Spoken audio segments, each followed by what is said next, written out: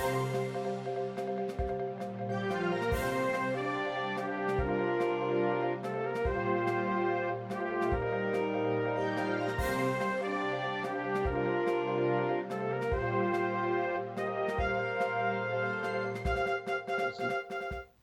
Pero ahora la Florida, Alabama, California sigue siendo una, una parte importante del contagio. Y Mississippi, ahí en Mississippi está casi el Congreso completo eh, eh, infectado, o sea, con COVID. Eh, Realmente no es sorpresa, la sorpresa hubiera sido lo contrario.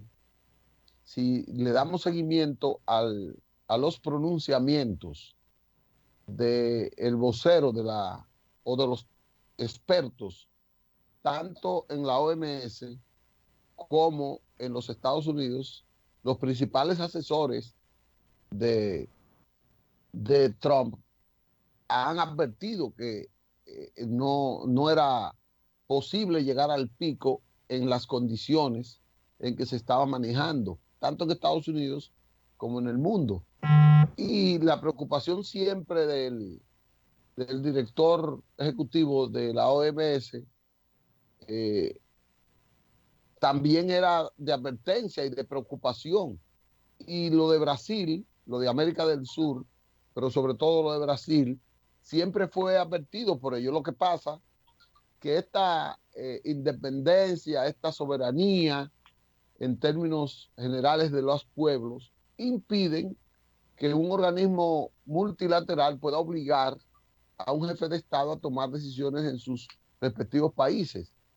Ahí ha pasado con el caso de México, con el caso de Brasil y con otros casos que no han sido inteligentes y activos en tomar las medidas. La situación no se ha llevado uniforme, como ellos argumentaban, que sus países no eran uniformes, no eran las mismas características, pero ahí están las consecuencias de manera general.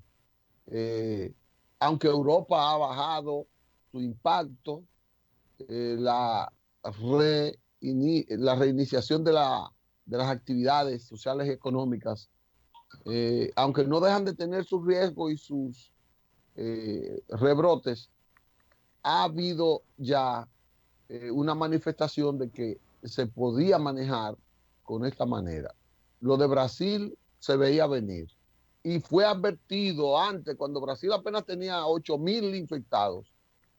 La OMS advirtió al pueblo de Brasil y al presidente de Brasil y al mundo de que eso iba a provocar esa desgracia, igual que México y Estados Unidos. Trump no quiere control, Trump quiere, quiere ser el dueño del mundo a su manera personal, ni siquiera a la manera política de los Estados Unidos, porque él no se está llevando de ninguna de las medidas políticas ni de las situaciones de Estado que tiene que preservar. Y Estados Unidos no ha podido, por no tener la uniformidad en los poderes, aplicar una política de mayor control. En Estados Unidos hay una complejidad en términos de la gobernanza, porque estas soberanías de los estados, es decir, cada estado tiene una soberanía política, tiene gobernadores que no dependen del presidente, que no dependen del Congreso, que dependen de sus propias funciones, tienen congresos estatales que tienen facilidades, pero también tienen eh, limitaciones y alcaldes con mucho mayor poder que en otros pueblos fuera de los Estados Unidos. Entonces esa complejidad, el no ponerse de acuerdo, pienso yo que de tantas autoridades ha permitido que esto llegue así. No es lo mismo la Florida con las medidas tomadas por la alcaldía y la gobernación que las medidas en Nueva York, ni las medidas en Massachusetts, ni las medidas por ejemplo, en California. Son totalmente diferentes y eso entonces ha permitido eso. Mira, es que Estados Unidos sí, ciertamente es bien complejo este conglomerado legal de las autoridades, la autonomía de las autoridades de los estados. Y eso también lo vemos en la persona, en el individuo. El individuo tiene mucho derecho, tiene mucha capacidad de empoderamiento legalmente en los Estados Unidos. Tanto así que uno de los principales inconvenientes que hay en esa nación es la decisión de una gran cantidad de personas de no utilizar la mascarilla como manera de protección. Unos alegan que esto físicamente les hace daño porque les disminuye el oxígeno y lo que les hace es un daño al interior de su cuerpo. Otros aducen que por ley no se les puede obligar a vestir, a llevar este tipo de vestimenta en su cuerpo. Entonces, ¿en qué se traduce esto? Que donde no hay distanciamiento, no hay protección, inmediatamente el contagio es muy fácil de producirse. A propósito de esta situación de lo fácil que es el contagio, ayer te comentaba, cuando regresábamos del cementerio Cristo Redentor, que Estoy en sé el que aire vas del a tocar programa. ese tema, de que hay unos 200 y tantos científicos españoles que enviaron una comunicación a la OMS, Organización Mundial de la Salud, indicándoles que investigaran y que le prestaran atención porque ellos, este grupo de más de 200 científicos, tenían la convicción por pruebas realizadas por ellos de que el distanciamiento no es solamente una medida que impide el contagio del coronavirus, sino que este se transmite a través del aire, que las gotículas que salen de los cuerpos de las personas alcanzan en el aire 2, 3, 4 metros y que se mantienen durante un tiempo estables y las personas pueden infectarse. Hasta ahora se cree que el distanciamiento de 1 o 2 metros es suficiente. Dicen los científicos españoles que no. Concomitantemente con eso, hay una experta de aerosoles del Instituto Politécnico de la Universidad Estatal de Virginia, la tecnóloga y científica Lindsay Marr, que ella ha dicho que el coronavirus puede quedarse suspendido en el aire durante varias horas si no hay corriente de aire. Y las personas, al respirar, al inhalar, podrían contagiarse.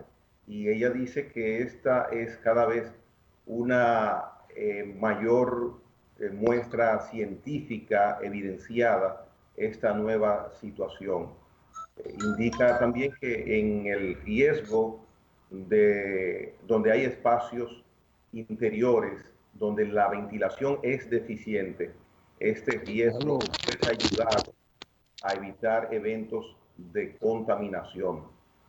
Habrá que ver con estos planteamientos que hacen científicos a la OMS cuál es la realidad de esta situación, porque de ser así, pues habría que reestructurar nueva vez todo el protocolo mundial de protección para evitar un contagio con el COVID-19. Esta propagación en el aire, en espacios que no hay mucha circulación, habría que tomarse en cuenta de una manera pues evidente por parte de la Organización Mundial de la Salud. Eh, una situación de sorpresas y más sorpresas es lo que nos ha traído esta pandemia. A nosotros ayer hubo una reunión del comité presidencial encabezado por el señor presidente de la República y se tomaron algunas medidas que serán anunciadas supuestamente hoy. Una de las medidas, y ayer como que se escuchó un poco el consejo del Colegio Médico, y hablaba el asesor principal de epidemiología del presidente, el señor Alejandro Báez Marte, de que parece que parece porque no están oficializadas, a tomar medidas de emergencia y de restricción de la circulación en provincias, no en todo el país, pero como que van a aplicar más fuerte en unas provincias donde está el foco que en otras. Eso había sido pedido durante años, durante meses, por distintos sectores, pero la situación electoral, el, el, la visión electoralista del proceso, eh, la carga electoralista que tenía el proceso de lucha contra el COVID, impedía entender esas medidas con tiempo, que si la hubiéramos tomado hace 2 meses, quizás hoy tuviéramos ya el pico en la República Dominicana. Pero ahora sí, ahora ya no hay candidatos, ahora ya no hay problemas, urgencia en esa aglomeración social de la dádiva, ahora no hay emergencia ya solo de detener, y ojalá que el gobierno y salud pública en serio asuman esto y tomen las medidas condignas para detener esto. En un mes, con medidas bien dirigidas, focalizadas, fuertemente aplicadas y con una restricción, con una vigilancia autoritaria de del comportamiento, de los ciudadanos, evidentemente que eso se puede detener, se puede reducir en esa parte. Ojalá que sea así. La única situación es que ya en este momento lo ideal sería buscar una fórmula donde el equipo médico, el equipo sanitario del nuevo presidente de la República y del Partido Revolucionario Moderno puedan estar integrados en las acciones o por lo menos ser testigos presenciales del día a día de cómo se maneja el COVID en la República Dominicana, el COVID-19 por parte de las autoridades de salud. Supongo que en el día de hoy, en el encuentro que tendrá el presidente de la República, Danilo Medina, recibiendo al presidente electo Luis Abinader, este tema de una u otra manera será tocado. Porque así Vamos, como hay una comisión de transición de ambas partes, en la parte de salud ha de haber un vaso comunicante inmediato. Es lo que el sentido común de cualquier persona puede indicar, porque esperar, ojalá que no sea así, supongo que no será así, al 16 de agosto para entrar las autoridades nuevas a asumir la responsabilidad del manejo del COVID-19 sería una medida, una decisión nada halagüeña para las personas que estamos viviendo aquí en la República Dominicana. O sea que ojalá y pueda producirse una integración de la parte sanitaria profesional del partido ganador con las autoridades médicas del gobierno actual. vamos a una pausa y cuando volvamos vamos a analizar este encuentro de los dos presidentes, el electo y el en funciones, para que podamos tratar ese tema quizás y cuáles perspectivas, cuáles expectativas pudiéramos tener con con esa reunión de hoy entre el presidente Danilo Medina y el presidente electo Luis Abinader. En Muy breve bien. volvemos.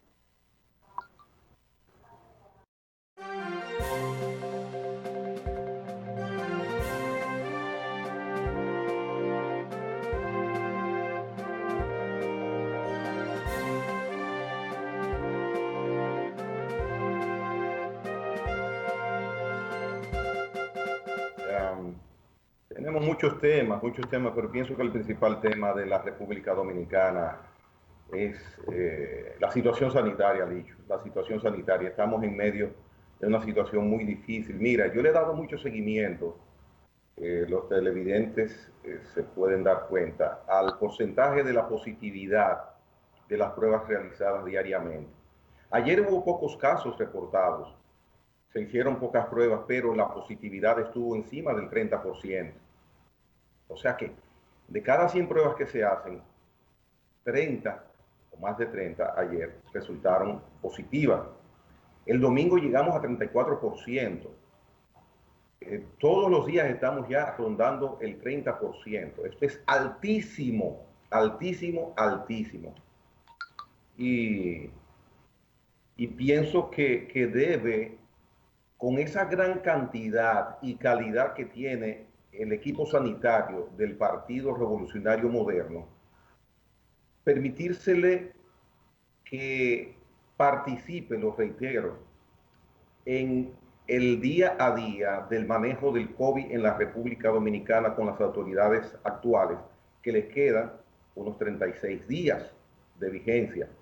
Pero el COVID y las personas afectadas y las que se van a afectar, les quedan muchos meses, no sabemos cuántos, no sabemos cuántos.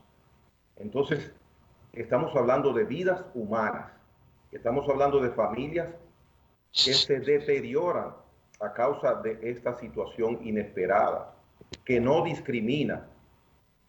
Pienso que eso es lo único equitativo que tiene este COVID-19, que no discrimina, por Bueno, decir algo, ¿no?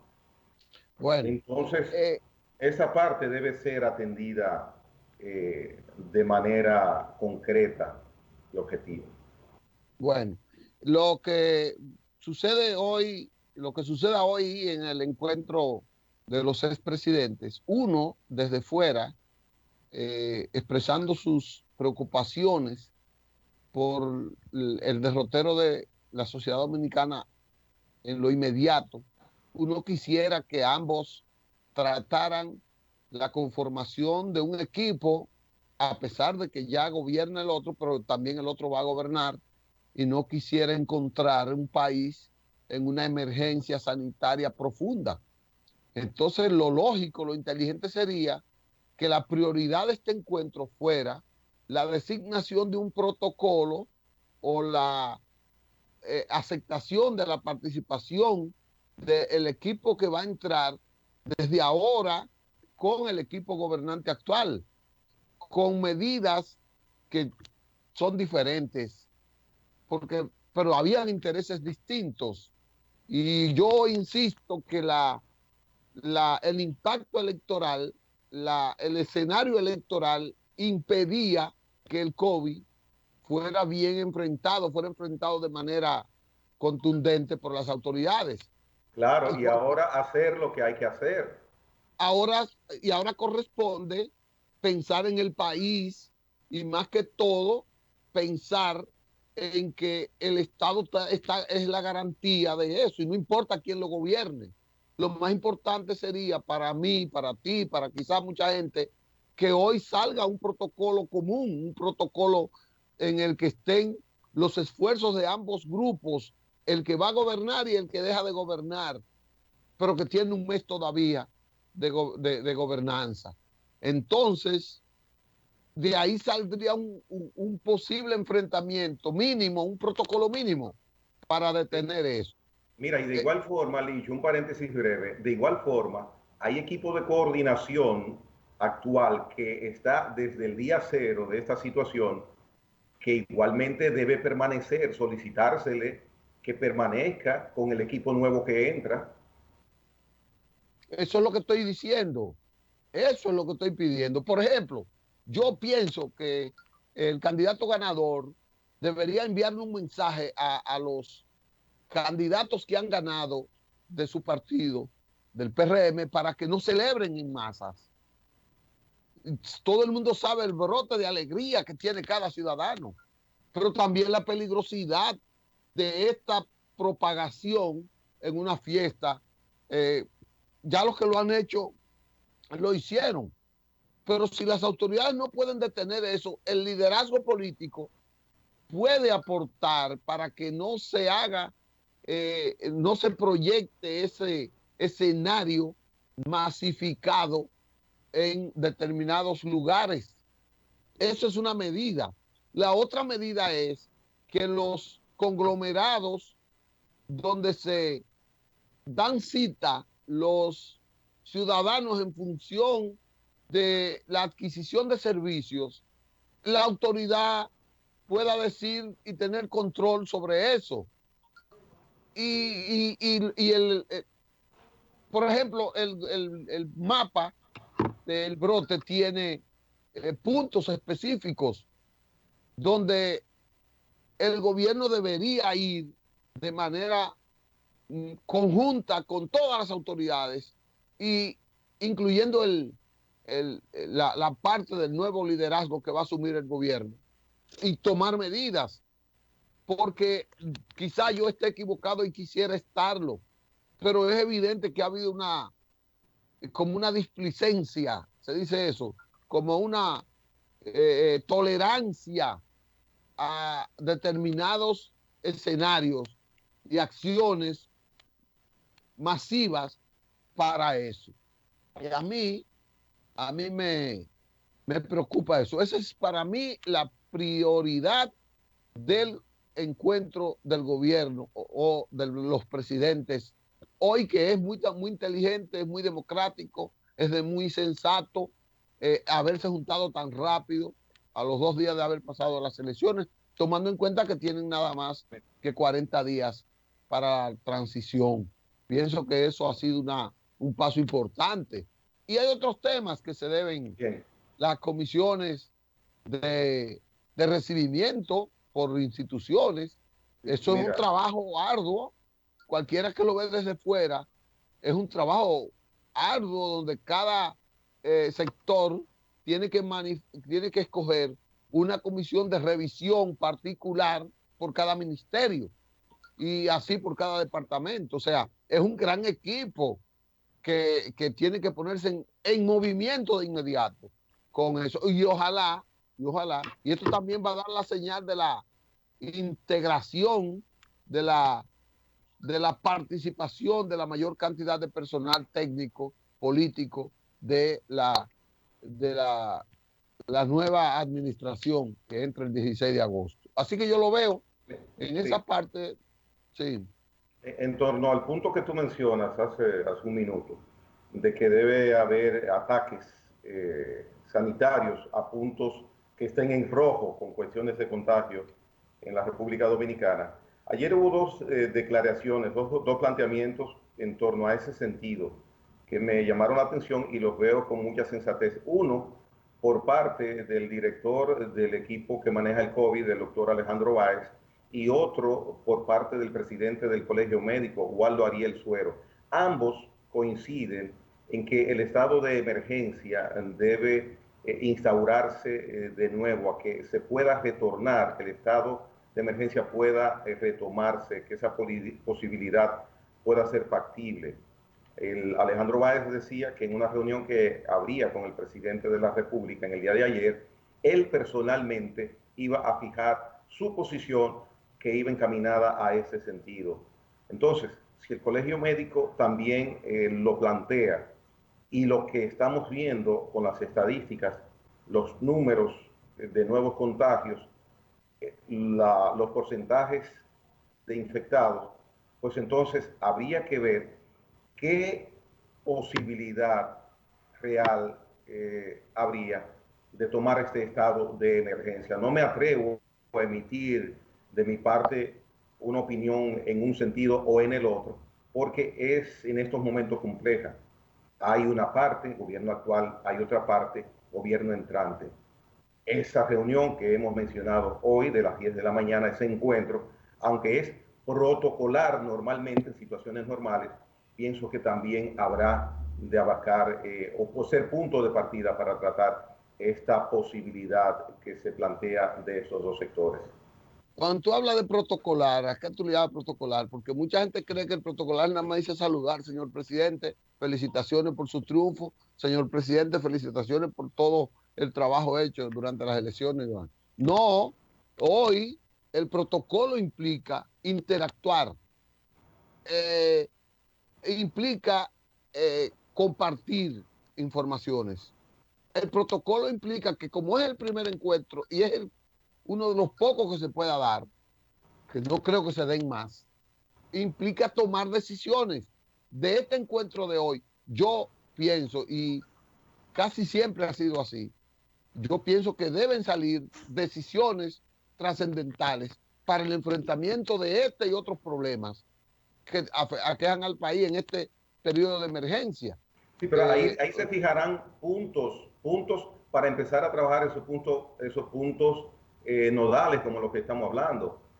decisiones supongo que no saldrán exactamente de esa reunión, aunque sí planteamientos de instaurar un equipo que, comunicación con el otro, empiecen sí a tomar medidas conjuntas. A menos Correcto, que previamente haya habido una comunicación por parte de los dos mandatarios.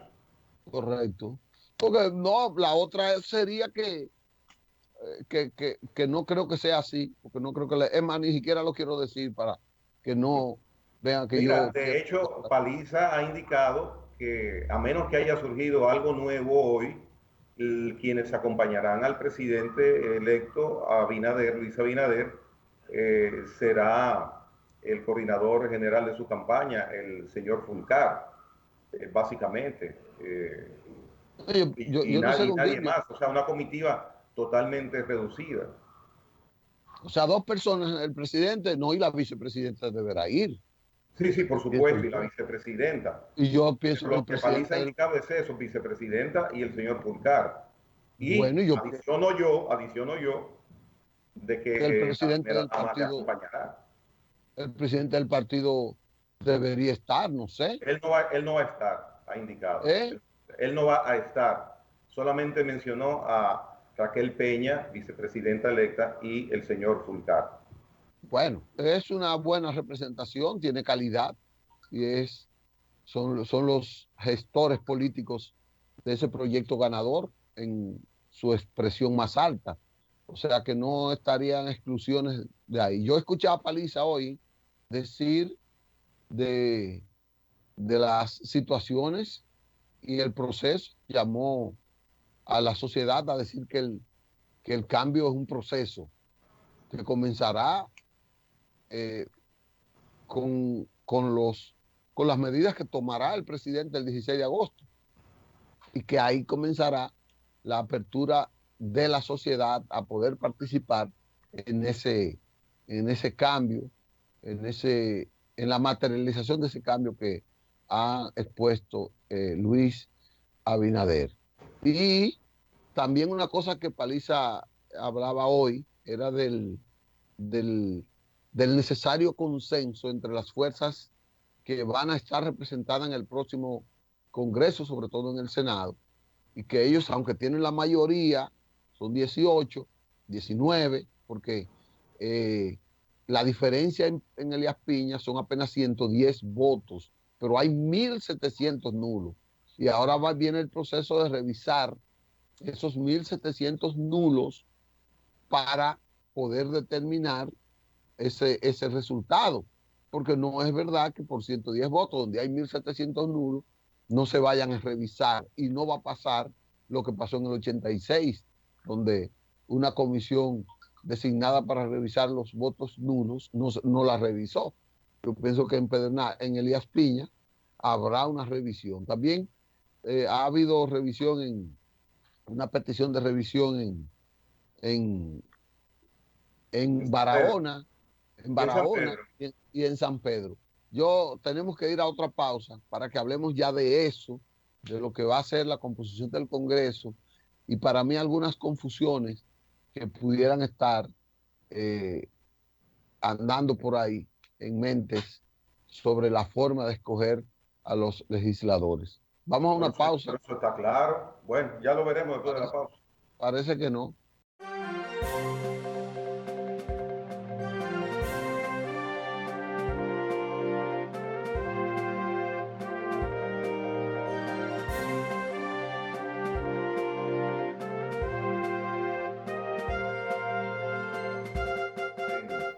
Pescar en río revuelto en esta situación o que hay situaciones claras. Para mí está definido cuál es el sistema de escogencia de los candidatos en el conteo. ¿Dónde tú piensas que puede haber intención de manejo inadecuado en el protocolo de conteo?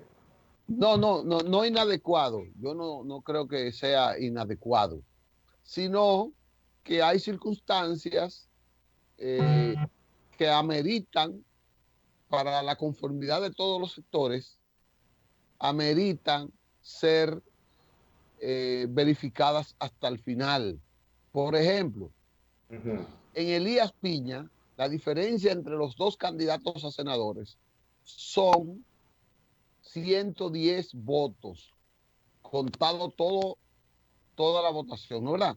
Entonces, hay 1.700 votos, 1.700 y algo, votos nulos. Ahí en esa senaduría está arriba por esos 110 votos el candidato del PLD, ¿correcto? Correcto. Ya. Y aunque se pudiera mantener esa tendencia, lo inteligente, lo lógico, lo obligatorio es que se revise uno por uno los votos nulos, que pudiera aumentar la ventaja, pero también la pudiera disminuir y hasta cambiar el resultado.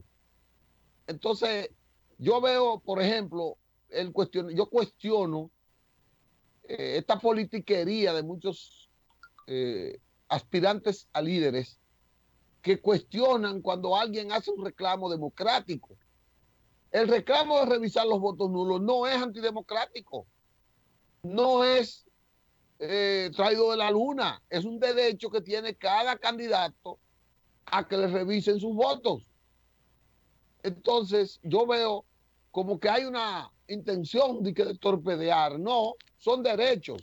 Eso pasa en Elías Piña, porque son 110 votos y hay 1.700 de donde se pueda cambiar la situación. Y el derecho del que está abajo es que le cuenten sus votos. Ese es su derecho. Él no está haciendo nada antidemocrático por eso. En el caso de San Pedro, por igual, hay 3.000 y algo de votos nulos y hay una intención de revisar porque la diferencia es menos de los 3.000. Salvo hoy tiene el doctor Jesús Félix Iglesias una rueda de prensa a las 10 de la mañana, que es el candidato que está en desventaja. Él va a pedir revisión. No sé lo que va a plantear, no sé lo que va a plantear. Pudiera darse que pida revisión o pudiera darse que acepte, aunque eso lo pudo haber hecho por un tuit, pero en una rueda de prensa ya parece que va a presentar documentos que sean contundentes y que amerite esa revisión. Yeah. En el caso de Barahona, ayer presentaron una documentación donde argumentan que hay colegios electorales que no tienen ni un voto la candidata senadora que está hoy en desventaja. Ni un voto, entonces. Si hay varios colegios donde tiene uno, tiene dos, no es verdad que una candidata senadora de tanta trayectoria y apoyada por tantas fuerzas no saque un voto en un colegio. Desde luego. Supongamos que se mantenga esa ventaja, pero hay que darle el derecho a revisar, porque él tiene que saber por qué no sacó un voto en un colegio o por qué sacó un solo voto. Eso como que es inexplicable. Entonces habrá que ver esas cosas. Esos tres casos son los que para mí pueden crear, que son tres casitos en términos de lo que es la demarcación electoral nacional. Esos son tres casitos. Y la Junta ha dicho que hasta que no se revise el último voto, no se pueden declarar victoriosos ninguno de los candidatos, aunque ya hay gente que ha hecho marcha, caravana, que ha hecho fiesta y que ha roto todos los protocolos celebrando sus victorias, lo que no debió ser. Esa es una parte importante que tenemos que ver. Mira, y ayer se daba como un hecho de que la Fuerza del Pueblo quedaría como uno de los partidos mayoritarios del sistema electoral dominicano. Hoy, para sorpresa mía, el Diario Libre trae un trabajo donde indica que de acuerdo a las cifras estimadas, las votaciones, la suma de las tres votaciones, tanto las congresuales, presidenciales y municipales, colocarían al PRM por encima, por supuesto, del Partido de la Liberación Dominicana.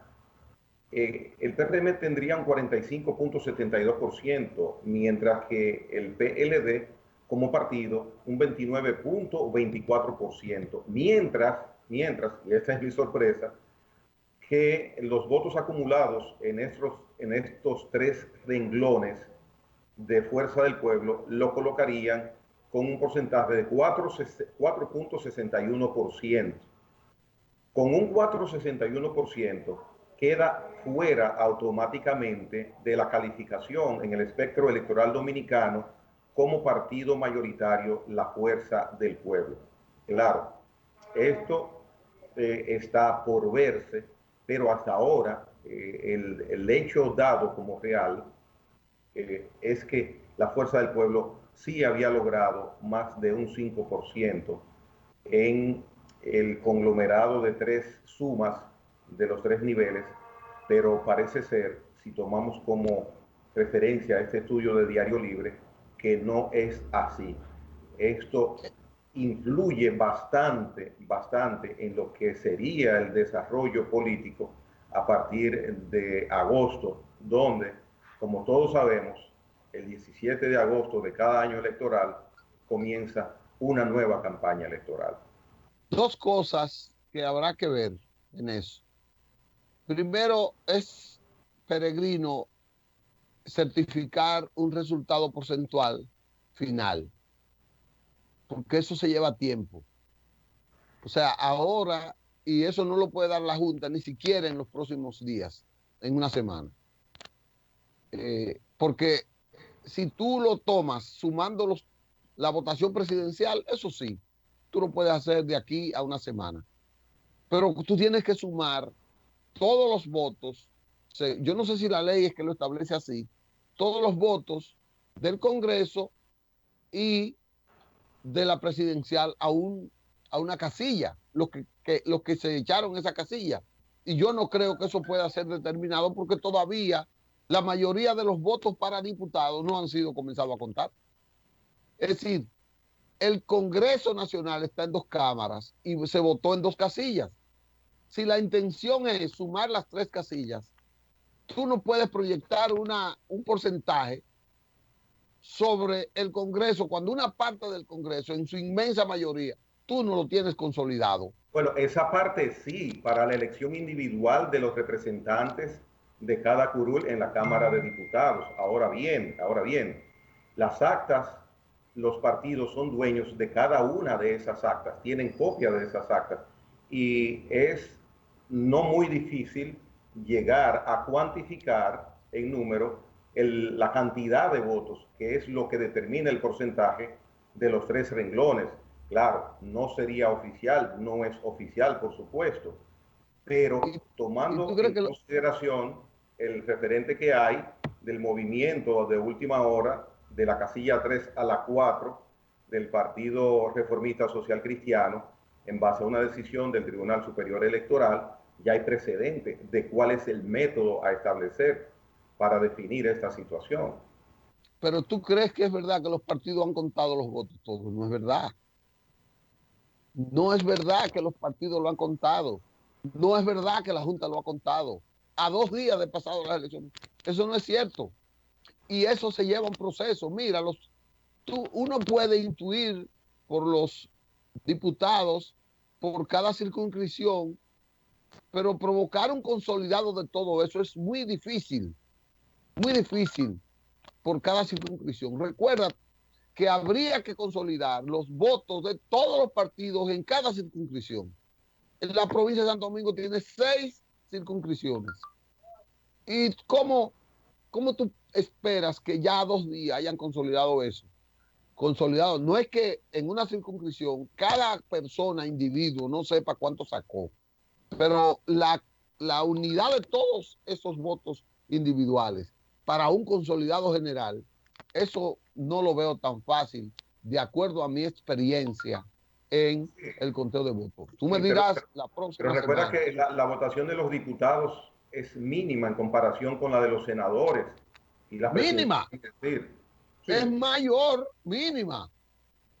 individual por partido, me refiero.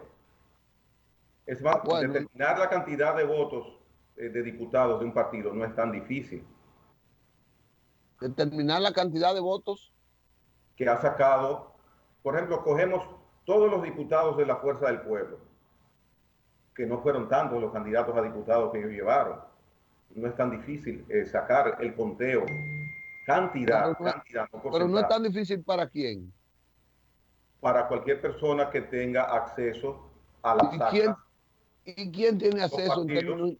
términos? No, los partidos muy difícil, pero tú me estás diciendo, yo conozco los partidos.